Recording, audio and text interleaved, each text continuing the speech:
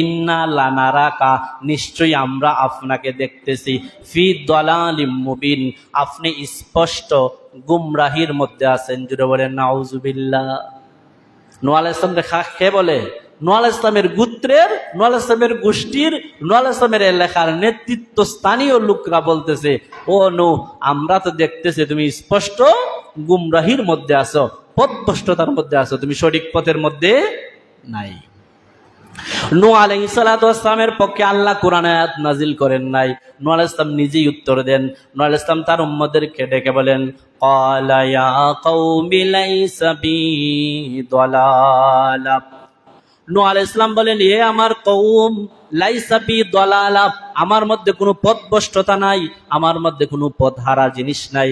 ওয়ালাকিন্নী রাসূলুম মির রাব্বিল আলামিন, আমি হলাম জগৎ সমূহের প্রতিপালক আল্লাহর পক্ষ থেকে রাসূল। জোরে বলেন সুবহানাল্লাহ। তোমরা আমাকে বলতেছো আমি পথভ্রষ্ট। নূহ আলাইহিস সালাম বলেন, না, আমি পথভ্রষ্ট নই, বরং আমি রব্বুল আলামিনের পক্ষ থেকে রাসূল। তো নূহ আলাইহিস সালামের উম্মতরা নূহ আলাইহিস সালামকে গালি দিয়েছে, উত্তর কে দিয়েছে? নূহ আলাইহিস সালাম নিজেই উত্তর দিয়েছেন। এবার আসেন হযরত শুআয়ব আলাইহিস সালাতু ওয়াস সালামের কথা। শুআয়ব আলাইহিস সালাতু ওয়াস সালামের উম্মতরা শুআয়ব আলাইহিস সালামকে বলে, ক্বালাল মালাউল্লাযীনা কাফারু মিন কওমি ইন্না লানারাকা ফী সাফাহা ওয়া ইন্না লাযান্নুকা মিনাল কাযিবিন।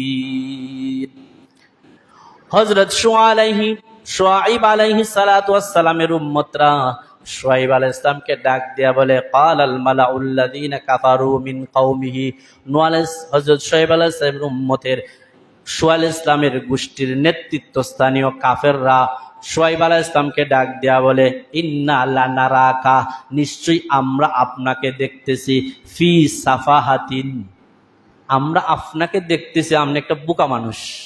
কে মানুষ? একটা বোকা মানুষ, মিথ্যুক। কে বলে?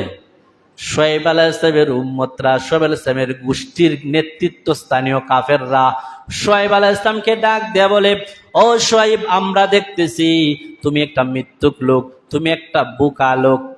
শুআয়ব আলাইহিস সালাতু ওয়াস সালামকে যখন এই কথা বলল, ওয়া ইন্না লাযান্নুকা মিনাল কাযিবিন, তুমি একটা মিথ্যুক লোক, তুমি একটা বোকা লোক, তোমার জ্ঞান বুদ্ধি বলতে কিছুই নাই। শুআয়ব আলাইহিস সালাতু ওয়াস সালাম নিজেই তার সেই প্রশ্নের উত্তর দেন, ক্বালা ইয়া কওমি লাইসা বি সাফাহা ওয়ালাকিন্নী রাসূলুম মির রাব্বিল আলামিন। শুআয়ব আলাইহিস সালাতু ওয়াস সালাম নিজেই উত্তর দেন, তিনি বলেন, ইয়া কওমি, এ আমার কওম, লাইসা বি সাফাহা, আমার মধ্যে কোনো বোকামি নাই। আমার মধ্যে কি নাই? কোনো বোকামি নাই, আমি বোকা নই। ওয়ালাকিন্নী রাসূলুম মির রাব্বিল আলামিন, আমি জগৎ সমূহের প্রতিপালক আল্লাহ রব্বুল আলামিনের পক্ষ থেকে একজন রাসূল। জুড়ে বলেন সুবহানাল্লাহ। শুআয়ব আলাইহিস সালাম বলেন, আমি বোকা নাই, আমি মিথ্যাবাদী নয়, আমি বোকা নয়, আমি হলাম রব্বুল আলামিনের পক্ষ থেকে একজন রাসূল মাত্র।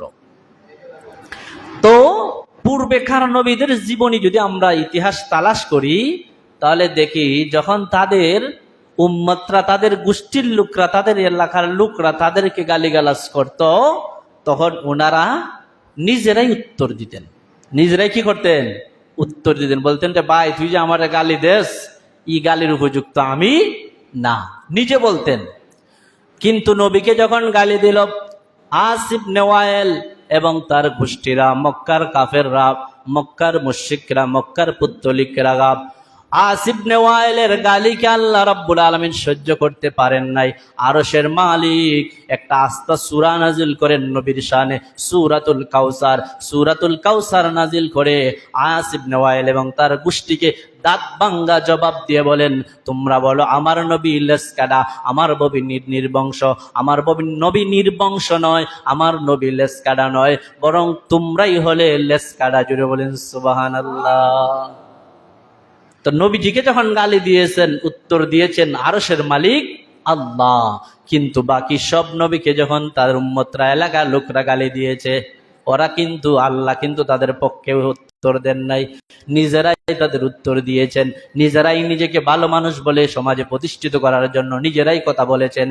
কিন্তু আমাদের নবীকে যখন কাফের মুশরিকরা যে কোনো ভাষায় কথা বলেছে, গালি দিয়েছে, উনি স্টপ রয়েছেন, চুপ রয়েছেন। স্বয়ং আরশের মালিক তাদের গালির জবাব দিয়েছে। কেন জবাব দিবেন না? কারণ আদম সফিউল্লাহকে বলছেন, আদমকে বলছেন সফিউল্লাহ, আর নূহকে বলছেন নাজিউল্লাহ, ইব্রাহিমকে বলেছেন খালিলুল্লাহ, মূসাকে বলেছেন কালিমাতুল্লাহ। এভাবে এক এক নবীকে এক এক উপাধি দিয়েছেন, কিন্তু কাউকে হাবিবুল্লাহ উপাধি দেন নাই। একমাত্র আমার নবীকে দিয়েছেন হাবিবুল্লাহ উপাধি, যার বন্ধু, যেই বন্ধুটা হলো অন্তরঙ্গ বন্ধু। এই বন্ধুর মতো আর কারো বন্ধুত্ব হয় না। সুতরাং নবী যেহেতু আল্লাহর সবচেয়ে অন্তরঙ্গ বন্ধু, ওই বন্ধুকে যখন দুনিয়ার মানুষ কটাক্ষ করে, কথা বলে, সমালোচনা করে, তার ক্রিটিসাইজ করে, তখন আরশের মালিক সহ্য করতে পারেন না। আরশের মালিক সরাসরি কোরআন নাজিল করে উত্তর দিয়ে দেন। জুড়ে বলেন সুবহানাল্লাহ। আপনি কেউরে যদি ভালোবাসেন, আপনার স্ত্রীকে আপনি ভালোবাসেন, আপনার মাকে ভালোবাসেন, আপনার বাবাকে ভালোবাসেন, কেউ যদি আপনার বাবারে তুল্লা গালি দেয়, কষ্ট লাগবো নি? তখন আপনি চাইবেন আর একটা গালি সমান দিতেন, ঠিক না? আপনার দাদারে যদি কেউ গালি দেয়, আপনার মনে কষ্ট লাগবে, কারণ আপনার দাদাকে খুব ভালোবাসেন, এজন্য আপনি উত্তর দেওয়ার চেষ্টা করবেন। আল্লাহ রাব্বুল আলামিনের হাবিবকে যখন মক্কার কাফের মুশরিকরা গালি দেয়, নবীজি কোনো উত্তর দেন না, নবী চুপ থাকেন। এটা হলো আমার নবী, শ্রেষ্ঠ নবীর শ্রেষ্ঠ মর্যাদার শ্রেষ্ঠ প্রথম আদর্শ গো, যে কাফের মুশরিকরা নবীকে গালি দেয়, নবী উত্তর দেন না। কারণ নবী হলেন খুলকে আজিমের অধিকারী, সবচেয়ে শ্রেষ্ঠতম চরিত্রের অধিকারী। এই চরিত্রের অধিকারী কোনো ব্যক্তি হতে পারবে না, এজন্য নবী কোনো উত্তর দেন না। নবীর উত্তর দেন স্বয়ং আল্লাহ। নবীর উত্তর কে দেন? আল্লাহ দেন। আসেন, একবার মক্কার একটা লোক ছিল, খুব খারাপ লোক। তার নাম হলো ওয়ালিদ ইবনে মুগিরা। তার নাম কি? ওয়ালিদ ইবনে মুগিরা। ওই লোকটা নবীজিকে গালি দেয়, নবীজির সমালোচনা করে, নবীজির বিরুদ্ধে কথা বলতে থাকে, সমাজের মধ্যে মানুষকে বুঝাইতে থাকে, সমাজের মধ্যে নবীর বিরুদ্ধে বক্তব্য দেয়, কথা বলে, বুঝাইতে থাকে। নবী হলেন পাগল, নবী হলেন খারাপ লোক, নবী হলেন মন্দ লোক। জোরে বললেন নাউজুবিল্লাহ। নবী পাগল হয়, এই লোকটা তো পাগল, সে তো লেজ কাটা, সে তো নির্বংশ, সে তো আফতার, সে তো উন্মাদ, পাগল হয়ে গিয়েছে। আমরা মক্কার মধ্যে কত মানুষ আছি, কত জ্ঞানী গুণী রয়েছে। এখানে আবুল হেকম রয়েছে, মানে আবু জেহেল রয়েছে, এখানে আলী রয়েছে, এখানে বড় বড় জ্ঞানী বিজ্ঞানী সাহিত্যিকরা রয়েছে। কেউ তো পরকালের কোনো কথা হয় না। পরকাল বলতে কি, এই লোকটা এমন পাগল হইছে, পরকাল বলে বলে আরেকটা জগৎ আছে, এটাও প্রচার করে। মরার পরে আবার জীবিত হইব, ওইটাও প্রচার করে। জীবনে তোমরা শুনছনি ওয়ালিদ ইবনে মুগিরা তার এলাকার মানুষে, তার মানুষদেরকে দলের গোত্রের বুঝায়, ওই মিয়া পাগলের তো একটা সীমা আছে, মরার পরে আবার জীবিত হইব, এটা কোনোদিন শুনছনি বাপ দাদা সদ্য গোষ্ঠী গিয়া। এই লোকটা তো পাগল। এই ধরনের কথা তো মক্কা কেউ বলে না, এটা তো দেখিও না, এটা বিশ্বাসও করি না। এই বলে নবীজিকে পাগল বলে সমাজের মধ্যে প্রচার করে দেওয়ার জন্য, নবীজিকে পাগল হিসাবে সমাজে সাব্যস্ত করে দেওয়ার জন্য সে যখন বক্তব্য দিতে লাগলো, আল্লাহ রাব্বুল আলামিন আর থেমে থাকেন নাই। আল্লাহ রাব্বুল আলামিন আরশের মালিক আয়াত নাজিল করেন সূরাতুল কলমের মধ্যে, ওয়া মা আনতা বিনিআমাতিকা বিরব্বিকা বিমাজনুন। আল্লাহ রাব্বুল আলামিন আয়াত নাজিল করেন, মা আনতা বিনিআমাতিকা, আপনি পাগল নন, আপনি মা আনতা বিনিআমাতিকা রাব্বিকা বিমাজনুন, আপনি আপনার প্রভুর অনুগ্রহে, আপনার প্রভুর কল্যাণে আপনি পাগল নয়। জুড়ে বলেন সুবহানাল্লাহ। আল্লাহ রাব্বুল আলামিন সূরাতুল কালামের মধ্যে যখন ওয়ালিদ ইবনে মুগিরা নবীজিকে পাগল পাগল বলে সমাজে প্রতিষ্ঠিত করে দেওয়ার জন্য উৎপেত হয়ে লেগে গেল, নাসুরবান্দা হয়ে লাগে গেল, নবীকে পাগলই সমাজে প্রতিষ্ঠিত করে দিবে, আরশের মালিক আয়াত নাজিল করলেন সূরাতুল কলমের মধ্যে, মা আনতা বিনিআমাতি রাব্বিকা বিমাজনুন, আপনি পাগল নন, আপনি পাগল নন। এরপর আল্লাহ রাব্বুল আলামিন এখানে বলে শেষ নয়, নবীজিকে যে পাগল পাগল বলে সমাজে প্রতিষ্ঠিত করতে চেয়েছিল, আল্লাহ রাব্বুল আলামিন তার 10টা খারাপ গুণের কথা কোরআনের মধ্যে উল্লেখ করে দিয়েছেন। জুড়ে বলেন সুবহানাল্লাহ। যেই লোকটা নবীজিকে খারাপ বলে সমাজে প্রতিষ্ঠিত করতে চায়, আল্লাহ সহ্য করতে পারেন নাই, তার উত্তর তো দিয়েছেন, বরং সাথে সাথে বলেন এই লোকটার মধ্যে খারাপ 10টা স্বভাব রয়েছে। কয়টা স্বভাব? 10টা স্বভাব রয়েছে। 1 নাম্বার স্বভাব হলো কুল্লা হাল্লাফিন মাহিন। 1 নাম্বার স্বভাব হইল তার কথায় কথায় কসম খাইব। কথায় কথায় কিতা খাইব? কসম খাইব। আমাদের সমাজও কিছু লোক দেখবেন কথায় কথায় কসম খায়, আল্লাহ নি কসম রে ভাই, আল্লাহ নি কসম রে ভাই, এর মুখে দিয়ে কসম ছাড়া আর কোনো কাজ হয় না। কেন আমি কসম খাবো? যে ব্যক্তি কথায় কথায় কসম খায়, বুঝবেন ওয়ালিদ ইবনে মুগিরার উত্তরসূরি, তার খারাপ স্বভাবের মধ্যেও আছে। কথায় কথায় কসম খাওয়ার দরকার নাই। হ্যাঁ, যদি কসম খাইতে হয় তাহলে কোনো সময় খাওয়া যদি লাগে বলা লাগবে। কথায় কথায় কসম খাওয়া এটা ভালো মানুষের স্বভাব নয়। 2 নাম্বার হলো মাহিন, সে হলো লাঞ্ছিত লোক। 3 নাম্বার হলো সে হলো হাম্মাজিন মাশাইন নামিম। 3টা গুণের কথা এখানে বলছেন। হাম্মাজিন, এ মানুষের ফিসে মন্দ হয়, সামনে হয় না, ফিসি দিকে তা হয়, মন্দ হয়। হাম্মাজিন মাশাইন, এ হইল গিয়া ও গুচরে মন্দ বলে, এটা হলো 3 নাম্বার স্বভাব। 4 নাম্বার স্বভাব হলো সুগলখড়ি করে। 5 নাম্বার স্বভাব হলো মানুষের একজনেরটা আরেকজনের মধ্যে নেওয়া বলে ঝগড়া লাগানোর উদ্দেশ্যে। এই 5টা কাজ করে 2 আয়াতের মধ্যে আল্লাহ বলেন। এরপরে বলেন তার আরো গুণ হলো সে হলো কটুর স্বভাবের অধিকারী। কি স্বভাব? কটুর স্বভাবের অধিকারী, রূঢ় স্বভাবের অধিকারী। এরপরে হইলো সে হইলো কল্যাণ কাজে, ভালো কাজে বাধা দেয়, ভালো কাজ দেখতে পারে না। এরপরে আরেকটা স্বভাব হইল সে হইল পাপী, সাধারণ পাপী না। মানুষ তো ভুল করে, এটাই হলো একটা সাধারণ পাপ, কিন্তু সাধারণ পাপী না, সে হলো অসাধারণ পাপী, সবচাইতে নিকৃষ্টতম পাপী। আসিম, আসিম ইসমে তাফজিলের সেগা। পাপ করতে করতে যখন মানুষ পাপের চূড়ান্ত সীমায় পৌঁছে যায়, এর উপরে আর কোনো পাপ বাকি থাকে না, এটাকে বলা হয় আসিম। সে হইল সবচাইতে বড় পাপিষ্ট। সর্বশেষ আল্লাহ 10 নম্বরে বলেন তার আসলে তো জন্মের ওই ঠিক নাই। যেটা বলেন না নাউজুবিল্লাহ। এই 10টা গুণ ওয়ালিদ ইবনে মুগিরা আর আল্লাহ রাব্বুল আলামিন যখন বর্ণনা করলেন, সূরাতুল কলম নাজিল করে, ওয়ালিদ ইবনে মুগিরা নিজে যাচাই করতে লাগলো, আত্মসমালোচনা করতে লাগলো। আরে আল্লাহ যে গালি দিয়েছেন আমার বিরুদ্ধে, হেরাও কিন্তু আল্লাহরে মানতো, এক আল্লাহ যে এটা মানতো, উপর আল্লাহ যে এই কথা বিশ্বাস করতো, কিন্তু নবীরে মানতো না। সে বলল যে মুহাম্মদ হয়তো তার বিরুদ্ধে আমি থাকতে পারি, কিন্তু সে তো কোনোদিন মিথ্যা কথা বলে না। তাকে তো আমরা অনেক যাচাই করেছি, তাকে তো ছোটবেলার থেকে দেখেছি, তার যৌবনকাল আমরা দেখেছি, তার শিশুকাল আমরা দেখেছি, তার তারুণ্যর অবস্থা আমরা দেখেছি, দীর্ঘ 40 বছর তাকে আমরা যাচাই বাছাই করেছি। আমরাই তো আল আমিন সাদিক উপাধি দিয়েছি, আমরাই তো তাকে সত্যবাদী বিশ্বস্ত বলে উপাধি দিয়েছি। হে ওই লোকটা যেই কথা কয় এটা মিথ্যা হওয়ার কথা নয়। নিজে সমালোচনা করতে লাগলো যে আল্লাহ যে আমারে গালি দিয়েছেন, 1 নাম্বার গালি হলো আমি কথায় কথায় কসম খাই, এটা আমার মধ্যে আসেনি, দেখে এটা তার মধ্যে আছে। আল্লাহ যে আমারে গালি দিলাম আমি লাঞ্ছিত, এটা আসেনি, এটাও দেখা যায় আমার কাছে আছে। মানুষ আমারে মাঝে মাঝে লাঞ্ছিত করে। তারপরে আমি যে মানুষের রোগ উচরে গিয়ে মানুষের মধ্যে দ্বন্দ্ব লাগাই, এই গুণটা আমার মধ্যে আসেনি, এটাও আমার মধ্যে আছে। আমি যে সুগুল গড়ি করি, এটাও আসেনি, এটাও আছে। আমি যে ভালো কাজে মানুষ বাধা দেই, এটা আমার মধ্যে আসেনি, এটাও আমার মধ্যে আছে। আমি যে পাপিষ্ট, এই গুণ আমার মধ্যে আসেনি, এটাও আমার মধ্যে আছে। আমি যে রূঢ় স্বভাবের অধিকারী, আমি যে কঠোর মন্দ স্বভাবের অধিকারী, এই গুণটা আমার মধ্যে আসেনি। দেখা গেছে সবটি গুণ মিলে গেছে, 9টা গুণ মিলে গেছে, একটা বাকি রয়েছে। কয়টা বাকি? একটা বাকি। দুরূদ শরীফ পড়েন, সাল্লাল্লাহু আলা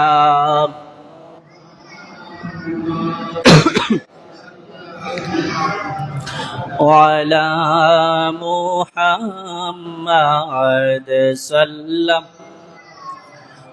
আলাইহি আমসাল্লান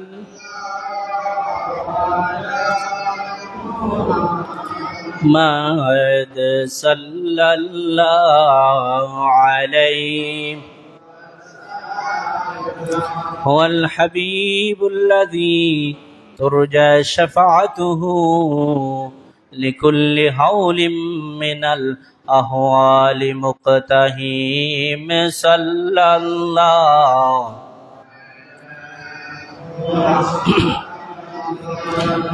সাল্লাল্লাহু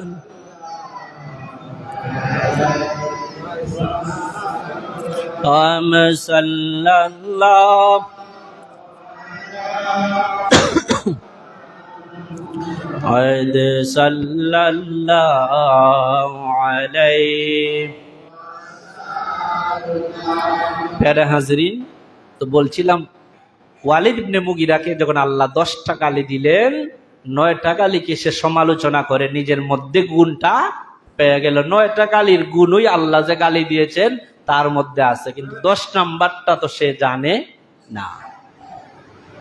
ওয়ালিদ ইবনে মুগিরা মায়ের কাছে চলে গেছে, মাকে জিজ্ঞেস করে মুহাম্মদের আল্লাহ, ভাষাটা দেখেন, মুহাম্মদের আল্লাহ আমাকে 10টা গালি দিয়েছেন, 10টা গালির মধ্যে 9টা গালি আমার সাথে মিলে গেছে, একটা গালি বাকি রয়েছে।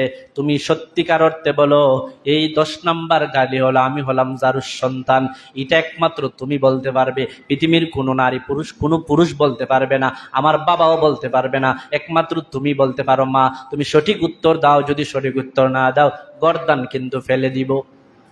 তলোয়ার যখন ধরেছে, মা ডাক দেয়া বলে বাবারে জানোস না তোর বাপ ছিল নপুংসক, তোর বাপ নপুংসক লোক ছিল, তোর বাবার অনেক সম্পত্তি আছে, কিন্তু এই সম্পত্তির মালিক কে হবে এই চিন্তায় আমি একটা রাকাল ছেলের সাথে অবৈধ কাজ করেছিলাম, আর তুই জন্ম নিয়েছ।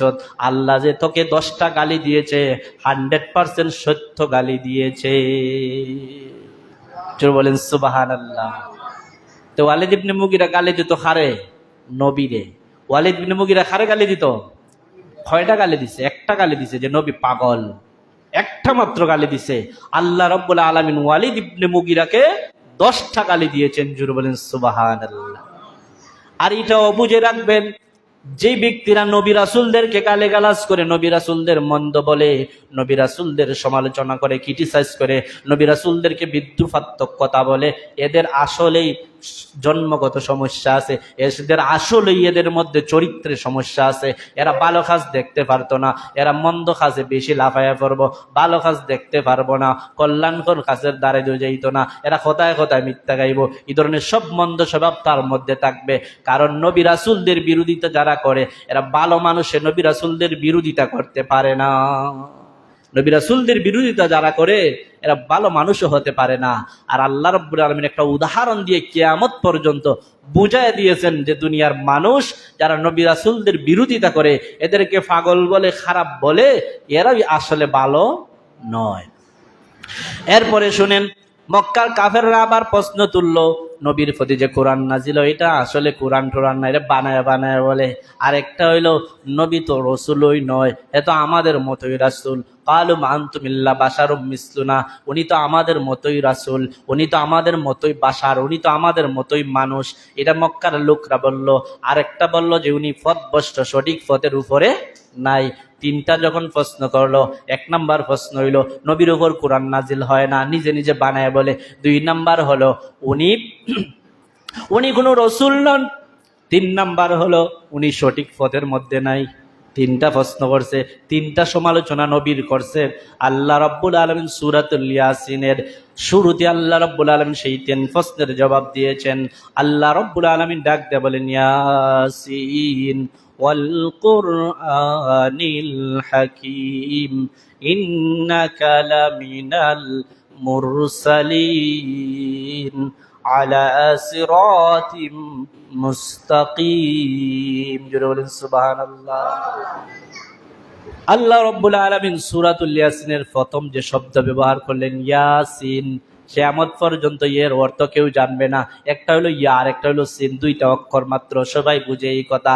কিন্তু আল্লাহ রাব্বুল আলামিন ইয়া এবং সিন 2টা অক্ষর দ্বারা কি বুঝিয়েছেন সেটা আল্লাহ জানেন, একমাত্র রাসূল জানেন। জোরে বলেন সুবহানাল্লাহ। এরপর আল্লাহ রাব্বুল আলামিন বললেন সেখানে শেষ নয়, ওয়াল কুরআনিল হাকীম, বিজ্ঞানময় কোরআনের কসম। 3 নম্বরে আল্লাহ রাব্বুল আলামিন বললেন ইন্নাকা লামিনাল মুরসালিন, মক্কার মানুষরা বলে আপনি রসুল নয়, নিশ্চয়ই আপনি ইন্নাকা লামিনাল মুরসালিন, রসুলগণের মধ্য থেকে আপনিও একজন রাসূল।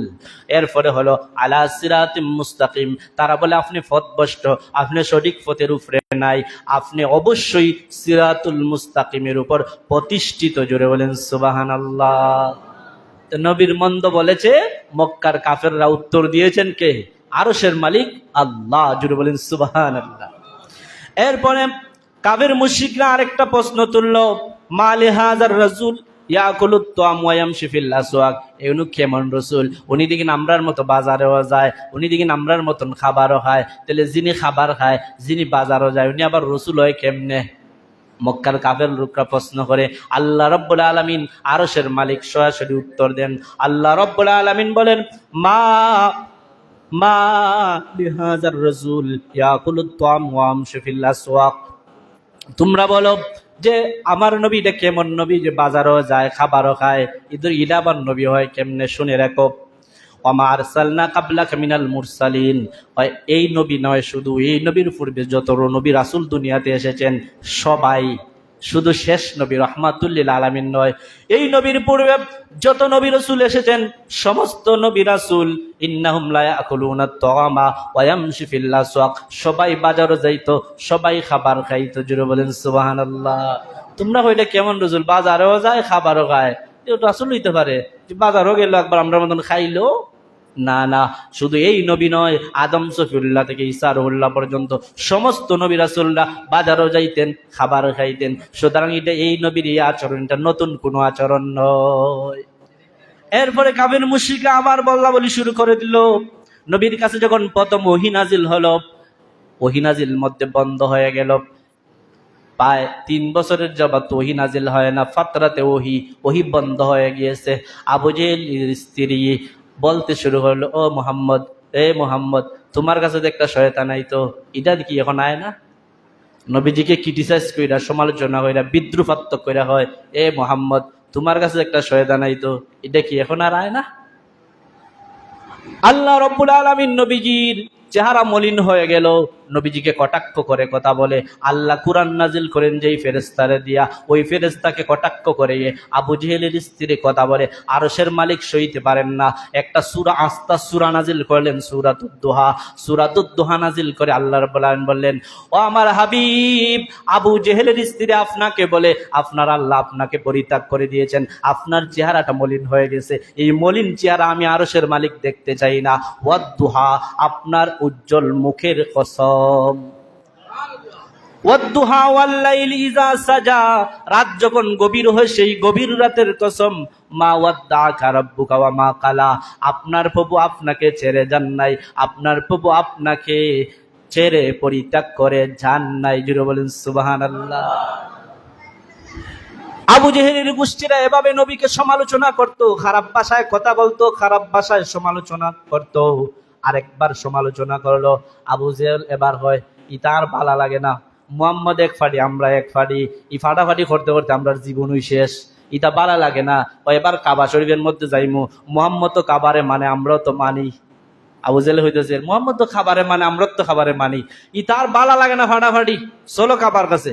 সবাই গেছে খাবার কাছে, খাবার মধ্যে দুইরা আল্লাহর নামের কসম খাইরা বলতেছে, ওয়া ইয ক্বালা আল্লাহুম্মা, আল্লাহ বলেন স্মরণ করো সেই দিনের কথা যেই দিন সে বলেছিল আল্লাহুম্মা, আবু জেহেল বলেছিল, আয় আল্লাহ, ইন কানা হাযা হুয়াল হাক্কু, আয় আল্লাহ, আয় আরশের মালিক, তোমার ঘরের ধরে কসম খাইয়া বলতেছি, যদি সে সত্যবাদী হয় তাহলে গে মিন ইন্দিকা, আপনার পক্ষ থেকে, ফামতির আলাইনা, আমাদের উপর আপনি বর্ষণ করুন, হিজারাতাম মিনাস সামা, আসমান থেকে পাথর বৃষ্টি, আও ইতিনা বিআযাবিন আলিম, অথবা কোন যন্ত্রণাদায়ক শাস্তি দিয়ে আমরারে মাইরা ফালাইন। মানে আমরা তো দুই ফাড়ি, হয়তো এক ফাড়ি সত্য হইব আর এক ফাড়ি মিথ্যা হইব। যদি আমরা আবু জেহেলের পার্টিরা তোমার ঘরে ধরে কসম করে বলতেছি, আমরা যদি মিথ্যাবাদী হইতে হইলে দুনিয়ায় তার তাকতাম চাই না। তোমার নামের কসম ধইরা তোমার ঘরের কসম করে বলতেছি, যদি আমরা মিথ্যাবাদী হই আর সে সত্যবাদী হয়, মানে মোহাম্মদ সত্যবাদী হয়, তাহলে তুমি আসমান থেকে ফাতর বৃষ্টি দিয়ে আমাদেরকে ধ্বংস করে দাও, অথবা যন্ত্রণা দেয় কোনো শাস্তি দিয়ে আমাদেরকে মাইরা ফেলাও, আর ফাড়াফাড়ি বালা লাগে না। কে হয়? আবু জেহেলে হয়। আল্লাহ রাব্বুল আলামিন আবু জেহেলের সেই প্রশ্নের উত্তর পরবর্তী আয়াতের মধ্যে দেন।